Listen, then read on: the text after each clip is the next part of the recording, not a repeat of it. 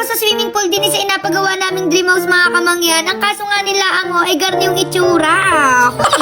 Guys, alam niyo bang pangarap ko dati maging isang sirena?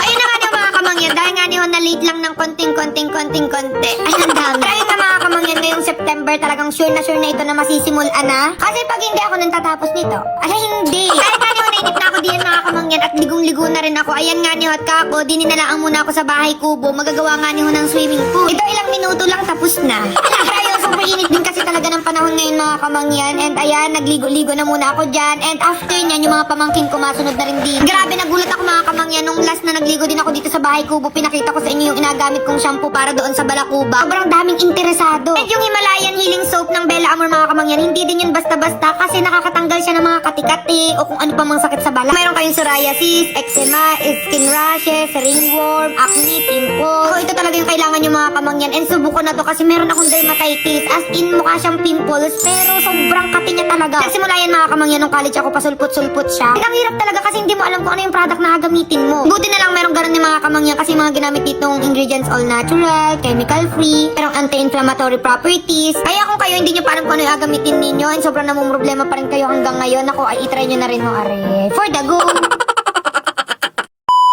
Ay, nainip na nga niyo pala kami sa inapagawa naming dream house mga kamangyan. Kaya magapagawa na lang ulit tayo ng bago.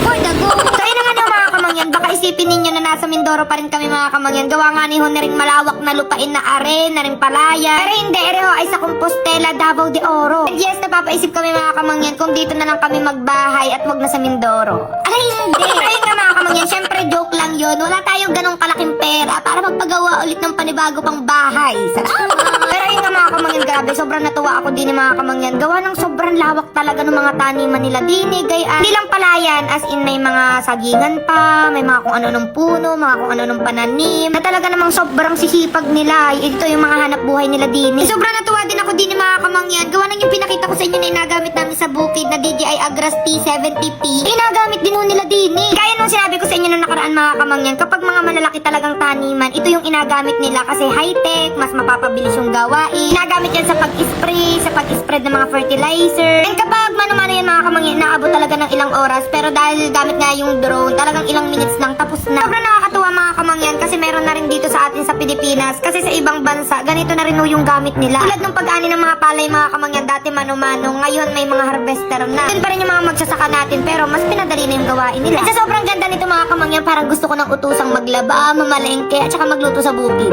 Alay!